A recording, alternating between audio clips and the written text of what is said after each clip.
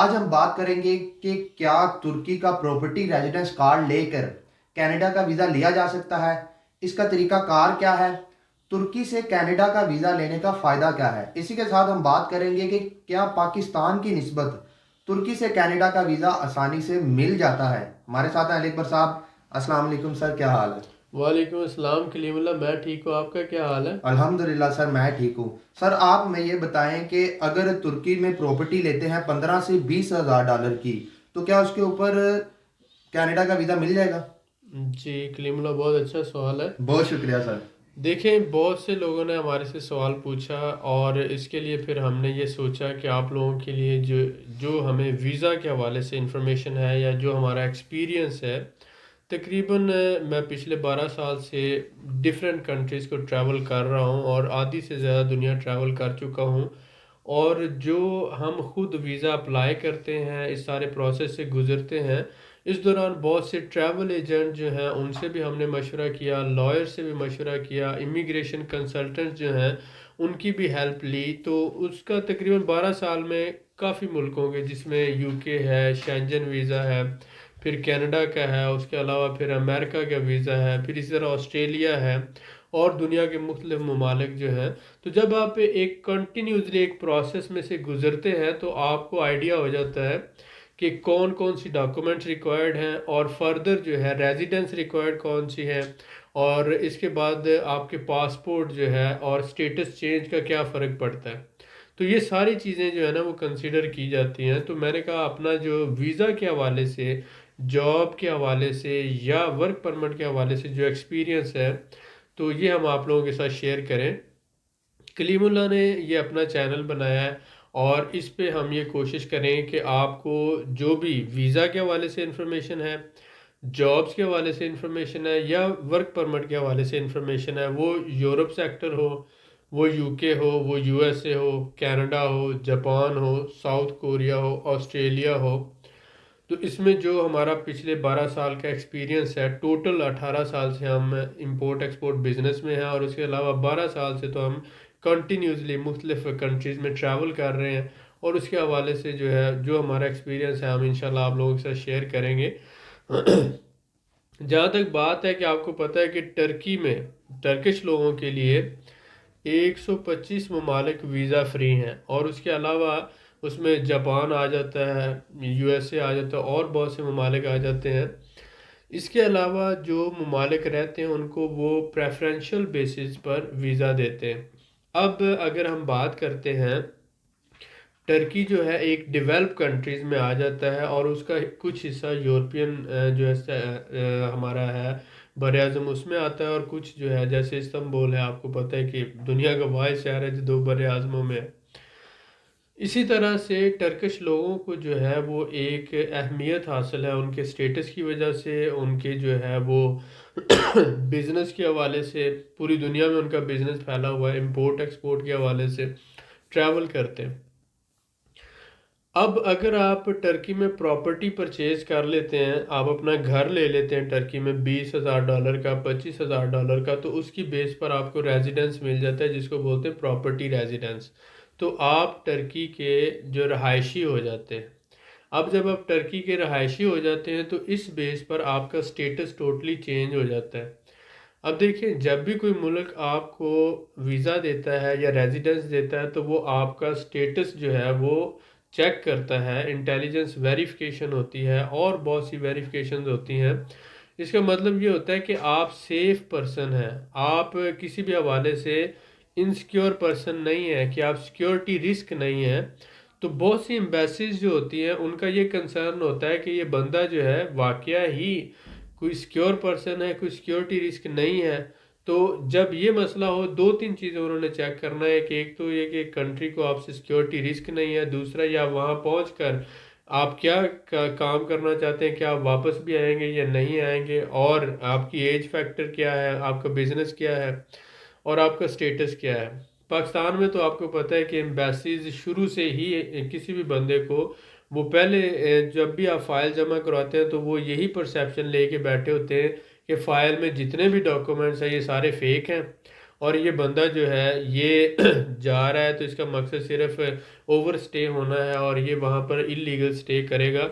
तो इसलिए वो जो है ना चेक एंड बैलेंस बहुत स्ट्रिक्ट होता है और हर हवाले से बंदे को परखा जाता है और उनकी कोशिश होती है 98% वो लोगों को रिफ्यूज़ कर देते हैं या बहुत ज़्यादा तादाद में रिफ्यूज़ करते हैं और बहुत कम तादाद में वीज़े इशू करते हैं। लेकिन टर्की में या दूसरे ममालिक में ऐसा नहीं है। वहाँ पर जो है देखते हैं कि आपका जो स्टेटस है वो क्या है और उस बेस पर आपको जो है वो सॉफ्ट प्रोसेसिंग होती है आपकी और आपको आसानी से वीज़ा मिल जाता है। यूरोप का भी वीज़ा अगर आपके पास रेजिडेंस है टर्की का, चाहे वो बिजनेस रेजिडेंस हो, चाहे वो प्रॉपर्टी रेजिडेंस हो, चाहे वो इन्वेस्टर का हो या चाहे आपका स्टूडेंट का हो, तो आप अगर स्टूडेंट हैं तो स्टूडेंट वीज़ा लेके जा सकते हैं।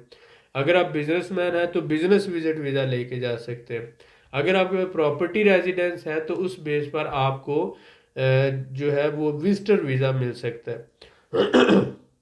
हमारे भाइयों ने ये पूछा कि बहुत से लोग 30 लाख 32 लाख 35 लाख तक सिर्फ कनाडा के विजिट वीज़े के पैसे देते हैं। तो हमें सुन के बड़ी जो है सरप्राइज हुए।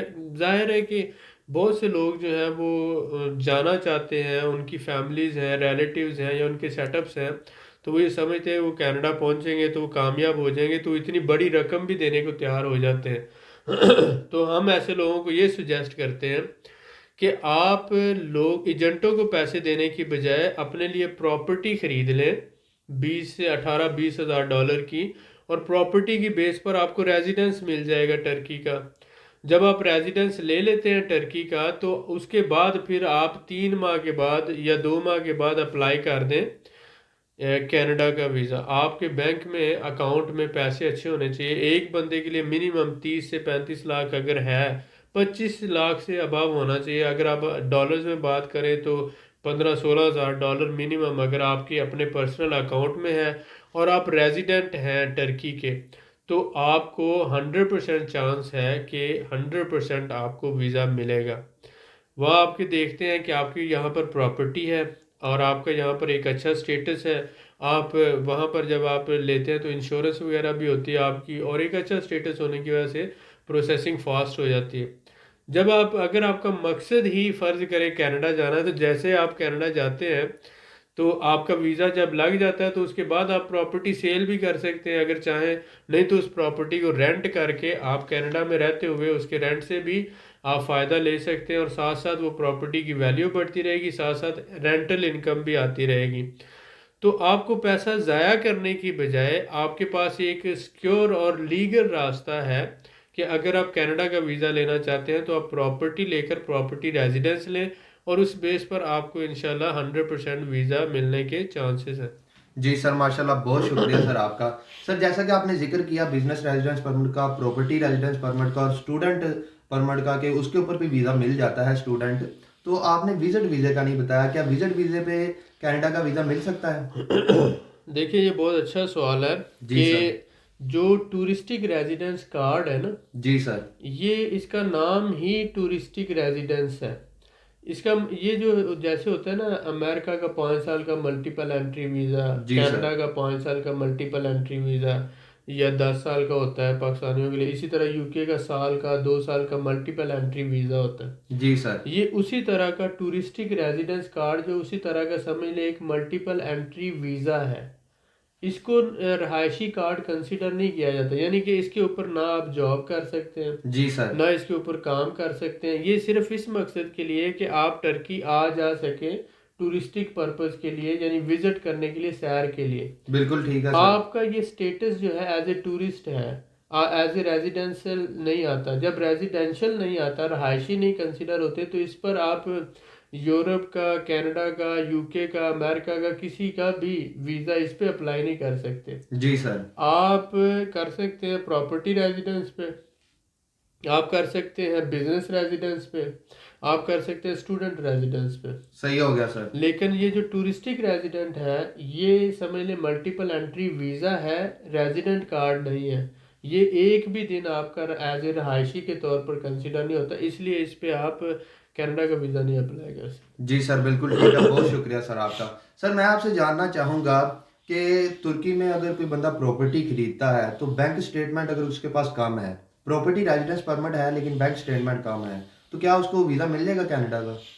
देखें, जब भी कोई वीज़ा ऑफिसर आपको वीज़ा दे रहा होता है जी सर। तो उसके माइंड में ये होता है कि आप अगर एज ए टूरिस्ट जा रहे हैं तो आपके पास एक्स्ट्रा पैसे हैं तो आप जा रहे हैं। बिल्कुल सर, ऐसा ही तो है। जितने पैसे आपका आने जाने का खर्चा हो रहा होता है, मसलन आने जाने की टिकट और एक हफ्ते का या 10 दिन का वहाँ का स्टे है, सपोज कर ले $2000 है, जी सर। तो इसका 10 टाइम्स इससे ज़्यादा आपके पास होने चाहिए। कम से कम 5 या 10 गुना ज़्यादा आपके पास पैसे होने चाहिए। ठीक हो गया सर। अगर फ़र्ज़ करें कि आपका घर का खर्चा $500 है, फ़र्ज़ कर लें, तो आप मुझे कहते हैं कि मैं मरी घूमने जा रहा हूँ या किसी दूसरे शहर घूमने जा रहा हूँ, तो मैं ये देखूंगा कि अगर 500 से ज़्यादा तुम्हारे अकाउंट में 2-3 हज़ार डॉलर है या 4 हज़ार डॉलर है, तो फिर ही तुम 500 एक तो अपने घर का खर्चा पूरा करके एक्स्ट्रा पैसों के साथ घूमोगे। जी सर बिल्कुल। लेकिन अगर तुम्हारे घर का खर्चा 500 है और 500 ही तुम्हारे अकाउंट में है, तो इसका मतलब है कि तुम विजिट करने कैसे जा सकते हो, घूमने फिरने कैसे जा सकते हो। बिल्कुल तो सही है यही सर। चीज़ वीज़ा ऑफिसर चेक करता है कि आपके अकाउंट में रीज़नेबल अमाउंट है। अगर $10,000 है, $15,000 है, $20,000, यानी 10 से ऊपर, कनाडा के लिए स्पेशली 15 से 20 हज़ार डॉलर मिनिमम अगर हो तो आपकी सक्सेस रेशो अच्छी होती है, ताकि वहाँ, क्योंकि कम से कम आपका एक ट्रिप अगर आप रिटर्न ट्रिप करें रह के वहाँ पर, तो 3 से 4 हज़ार डॉलर आपका खर्चा हो जाता है एक बंदे का। बिल्कुल ठीक है सर। तो अब सपोज करेंगे $4,000 खर्चा होता है और उसका 5 टाइम्स कितना होगा, $20,000। 20,000 तो डॉलर इसका मतलब अगर आपके अकाउंट में $20,000 है तो आपको वीज़ा मिलने के चांसेस हैं। अगर इससे कम है तो फिर नहीं है, क्योंकि वो कहते हैं कि इनसफिशिएंट फंड्स हैं आपके पास। जी सर बिल्कुल ठीक है, बहुत शुक्रिया सर आपका। सर मैं आपसे जानना चाहूँगा कि अगर कोई हमारा भाई वहाँ पे प्रॉपर्टी रेजिडेंस परमिट भी ले लेता है और उसके अकाउंट में पैसे भी हैं, तो क्या वो अपनी फैमिली और बच्चों का भी साथ वीज़ा ले सकता है? जी, अगर कोई भी बंदा फैमिली के साथ अप्लाई करता है तो उसके चांसेस और भी ज़्यादा हो जाते हैं। जी सर। लेकिन ये है कि पर पर्सन, जैसे मैंने बजट बताया कि एक बंदे का 20,000 है, दो बंदे का 40,000 हो जाएगा, जितने बच्चे हैं 10-10 उनका लगा लें। जी सर। तो उस हिसाब से आपको अपना बैलेंस भी मेंटेन रखना होगा। अगर बैलेंस कम है, सपोज करें कि आपके अकाउंट में 15,000 है और मियाँ बीवी और बच्चे भी हैं, तो वो जो है आप जब बैलेंस डिवाइड करते हैं तो इस रेशो के हिसाब से आप उसको मैनेज नहीं कर पाते। सही हो गया सर। तो इसलिए ज़रूरी है कि जितने लोग अप्लाई कर रहे हो पर पर्सन 20,000 या 15,000 मिनिमम आप रख लें जी कि सर। आपकी बैंक अकाउंट होने चाहिए। बिल्कुल ठीक है सर, बहुत शुक्रिया। सर मैं आपसे जानना चाहूँगा कि जिन हमारे भाइयों का कनाडा का वीज़ा पाकिस्तान से रिजेक्ट हो चुका हो, क्या उनको तुर्की से वीज़ा मिल जाएगा आसानी से? जी बिल्कुल, देखें, जब आपका वीज़ा रिजेक्ट होता है तो कोई ना कोई रीज़न लगाई जाती है कि या तो आपके जाने का पर्पस हमें क्लियर नहीं है, या जी आपके सर। फंड्स जो हैं वो सफिशिएंट नहीं है, जी सर। या हम आपसे सेटिस्फाइड नहीं है, या आपके डॉक्यूमेंट्स जो है ये कम है, तो ये कोई ना कोई रीज़न लगाते हैं।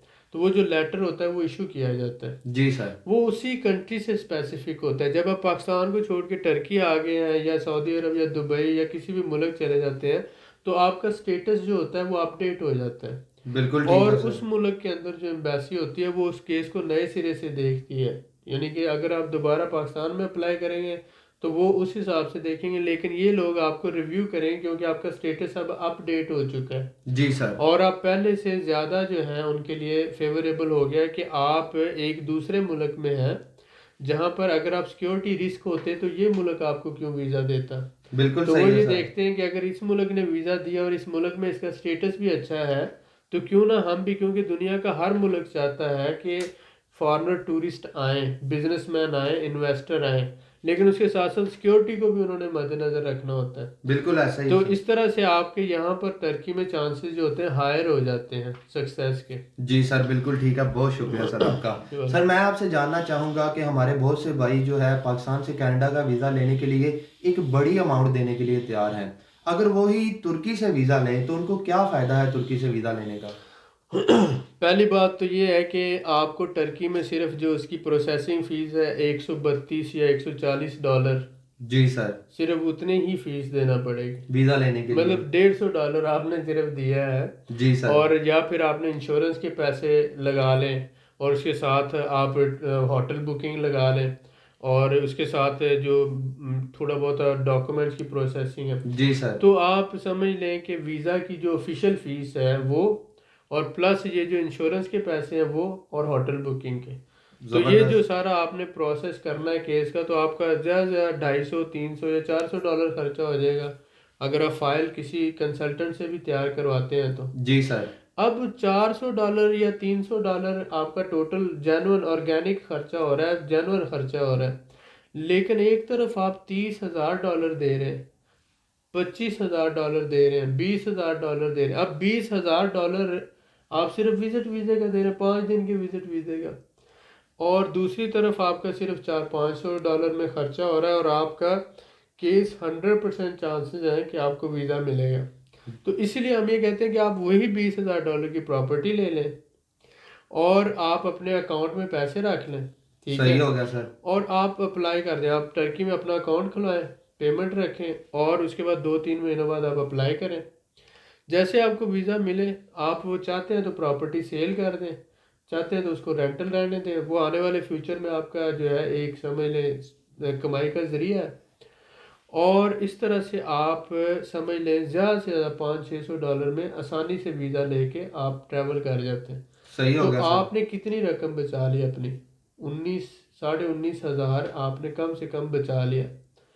तो ये जो है, हम ये चाहते हैं कि आप एजेंटों को पैसा देने की बजाय, फ्रॉडियों को पैसा देने की बजाय, कंसल्टेंट्स को पैसा देने की बजाय, आप उस अपने पैसे को बचाएं, क्योंकि आपके हलाल के पैसे हैं, आपने मेहनत से कमाए हैं। उस पैसे को बचाएं और उसको सूटेबल, फॉर एग्जांपल बहुत से लोग कह सकते हैं कि हम केस जमा करवाते हैं। पहले तो मैंने बताया कि जब आपका स्टेटस चेंज हो जाता है तो आपके सक्सेस के चांसेस बहुत ज़्यादा, और टर्की से स्पेशली बहुत ज़्यादा है। आज़रबाईजान के भी सारे केसेस टर्की से होते हैं, और टर्की के अपने भी। तो टर्की से जो है ना, उनका टोटल परसेप्शन बहुत पॉजिटिव है। आप अपने प्रॉपर्टी के डॉक्यूमेंट्स एज एविडेंस लगाएंगे और आप अपने बैंक स्टेटमेंट लगाएंगे तो 100% आपको वीज़ा मिलेगा। अगर अल्लाह ना करे 1 या 2% चांस है कि आपका वीज़ा रिफ्यूज़ हो जाता है, तो आप 1 महीना ठहर के दोबारा अप्लाई कर सकते हैं, इनविटेशन मंगवा कर उस पर आप अप्लाई कर सकते हैं। आपके सक्सेस जो है वो मैक्सिमम है, आपका दूसरी तरफ लॉस जो है वो मिनिमम है। लेकिन अगर आप किसी कंसल्टेंट को, ट्रैवल एजेंट को, या किसी एजेंट को पैसे देते हैं, तो इतनी बड़ी अमाउंट जो है आप दे रहे होते हैं। तो मेरे ख्याल में लोगों को जो है लीगल रास्ता अडॉप्ट करना चाहिए। अपने केस पे वर्क करके अपने आप को जेन्युइन तरीके से जब आप आगे प्रोसेस करते हैं तो आपको ज़्यादा फ़ायदा होता है और आपका पैसा भी सेव होता है। तो इसलिए हम ये एडवाइस करते हैं कि आप लोग हमेशा लीगल रास्ता अडॉप्ट करें, इलीगल रास्ते को जो अवॉइड करें। जी सर, बिल्कुल ठीक है। मैं सर आपसे जानना चाहूँगा कि तुर्की से कनाडा का वीज़ा लेने के लिए कौन कौन से डॉक्यूमेंट्स चाहिए। जी देखें, जो जनरल प्रोसेसिंग है, एक तो आप जब भी टूरिस्ट वीज़ा की ऑल ओवर द वर्ल्ड एक ही रिक्वायरमेंट होती है कि आपके पास रिटर्न बुकिंग होनी चाहिए टिकट की, जी सर। जिसमें आप ट्रैवल आइटनरी बोलते हैं, यानी कि आने जाने का आपका कौन कौन से शहर विजिट करेंगे। उसके अलावा ये होता है कि आप ट्रैवल इंश्योरेंस साथ लगाते हैं। सही हो गया उसके सर। अलावा आप क्या करते हैं कि अपनी बैंक स्टेटमेंट लगाते हैं। उसके अलावा अगर आप कोई बिजनेस कर रहे हैं तो उसके रिलेटेड बिजनेस के सपोर्टिंग डॉक्यूमेंट लगाते हैं। जी सर। अगर आप जॉब कर रहे हैं तो जॉब से रिलेटेड जॉब रेफरेंस लेटर साथ लगता है, बिल्कुल ठीक है ठीक है। सर। उसके अलावा जो है आपके कोई प्रॉपर्टी है या आपके बीवी बच्चे जो है, उनके हवाले से आप कुछ डॉक्यूमेंट सपोर्टिंग डॉक्यूमेंट्स के तौर पर लगाते हैं, या आपकी प्रॉपर्टी एक घर है उसके डॉक्यूमेंट, गाड़ी है उसके डॉक्यूमेंट। तो ये सारे सपोर्टिंग डॉक्यूमेंट्स हैं जो ये प्रूव करते हैं कि आपका एक बिजनेस सेटअप है, आपका एक सोशल स्टेटस है, और आप जो है वो वहाँ पर इसलिए नहीं जा रहे कि आप वहाँ पर ही रुक जाएंगे। आप सिर्फ विजिट करने के लिए जा रहे हैं और आप उसके बाद वापस आ जाएंगे। जी सर, तो ठीक हो इससे गया। क्या होता है कि वो एम्बेसी ऑफिसर सेटिस्फाइड होता है और आपको वीज़ा इशू कर देता जी सर, बिल्कुल ठीक हो गया। मैं सर आपका बड़ा ही शुक्रगुजार हूँ कि जैसा कि मैंने इफ्तिताह किया हमारे भाइयों के लिए चैनल का, तो आपने इन्फॉर्मेशन शेयर की, तो बहुत शुक्रिया सर है। आपका। वेलकम। मज़ीद मालूमात के लिए हमारे चैनल को सब्सक्राइब करें, वीडियो को लाइक करें और शेयर करें। बेल आइकन को ज़रूर प्रेस करें ताकि अगली वीडियो आपको मिल सके। अल्लाह हाफिज़।